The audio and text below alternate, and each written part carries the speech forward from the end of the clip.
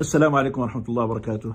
استوقفني كثيرا تعليق حفيظ الدراجي المعلق على البين الرياضية، وهو يعلق على المباراة التي جرت أطوارها بين المنتخب الجزائري للمحليين والمنتخب الإثيوبي، وكان بين الحين والآخر يرسل بعض الرسائل الغبية الساذجة، كأنه يوقع النكاية في المغاربة، وكأنه يعني سبحان الله ينتمي إلى دولة تتربع على عرش العظمة في هذا الكوكب الأرضي، وكأن دولته جمعت السؤدد والشرف والتقدم والازدهار من كل الأطراف.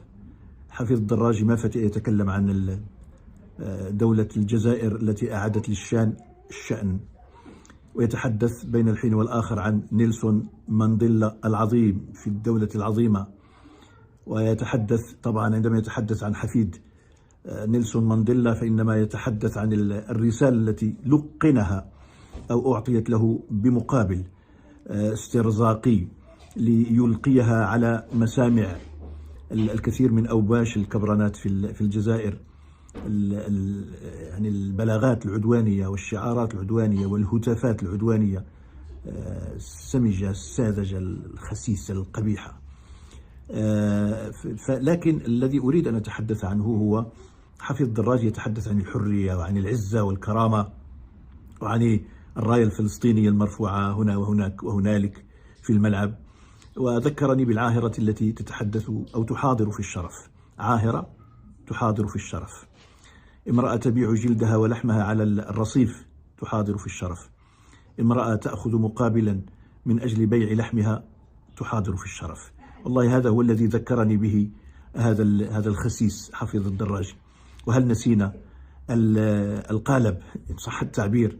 هل نسينا التصريح الذي صرح به لهذه الصحفية السورية ميسون، التي أقدم لها كل الشكر وكل التقدير، إذ أوقعت بهذه العاهرة التي تحدث الناس في الشرف، أوقعت به واستخرجت منه تصريحات خطيرة للغاية، تصريحات مفادها أن ما يسمى بالنظام، وأقول النظام الجزائري، النظام باعتباره عنوان الحال، يعني استخرجت منه العلاقة الحميمية الودية بينه هو شخصيا، العاهرة التي تحاضر في الشرف حفيظ الدراجي، استخرجت منه علاقته بصحفيين سوريين والمصيبة أنه صدق بأن ميسون تحدثه من رئاسة الجمهورية السورية، وأنها موظفة سامية في ديوان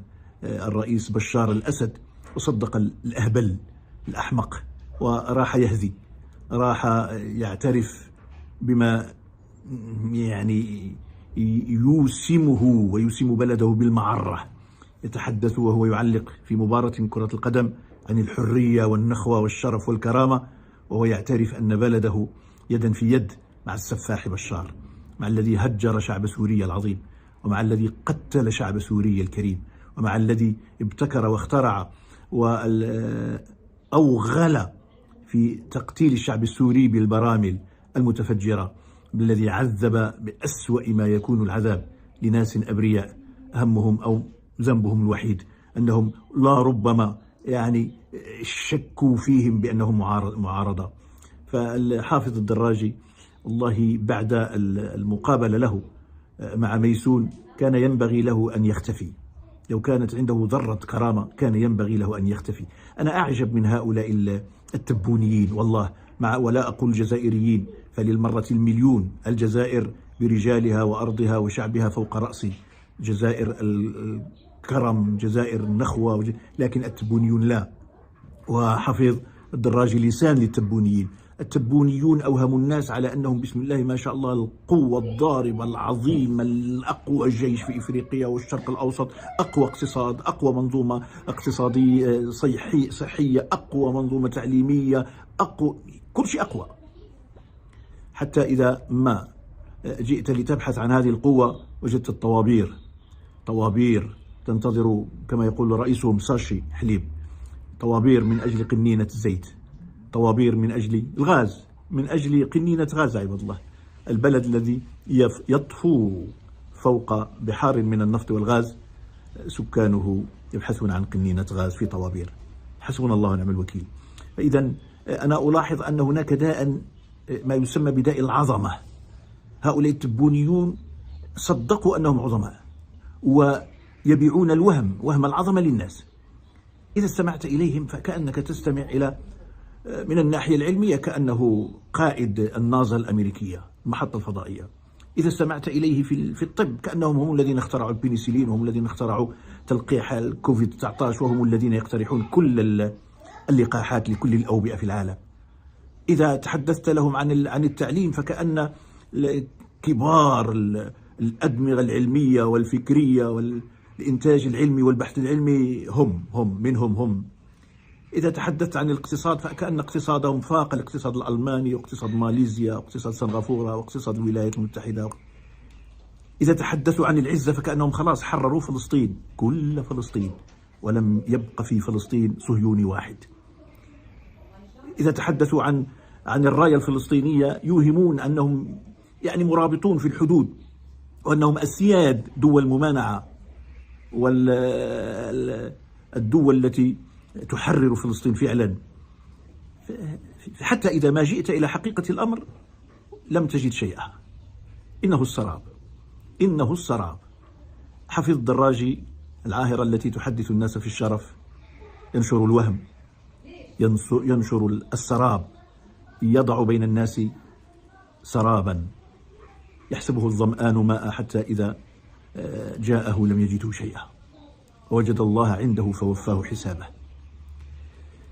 كل ذلك من أجل ماذا؟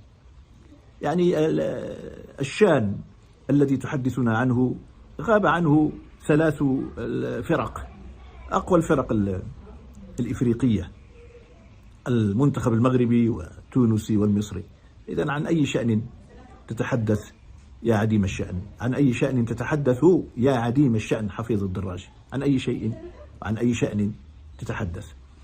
فعن أي تنظيم تتحدث ابتداء؟ من سوء حظك أن التظاهرة هذه جاءت عقب المونديال في قطر، والناس يقارنون بين الدوحة وبين العاصمة أو قسنطينة وما شابه، يقارنون بين التنظيم الخارق للعادة في الدوحة وبين التنظيم حافلة السجناء والخصومات في ساحة الملاعب، لا أقول خصومات فقط بل شجار والعراك إلى آخر، والسباب والشتائم وما إلى ذلك. ثم تتحدث عن التنظيم. عن أي تنظيم تتحدث يا رجل؟ إنك أضحوكة، أنت وتبونيون كلهم أصبحتم أضحوكة في الشارع العربي. أما المملكة المغربية فوق لا ترتقي إليها أعناق التبونيين والخونة، مهما طبلوا وزمروا ومهما زوقوا وزخرفوا في العبارات، فإن الحقيقة أكبر من تزويق العبارات. السلام عليكم.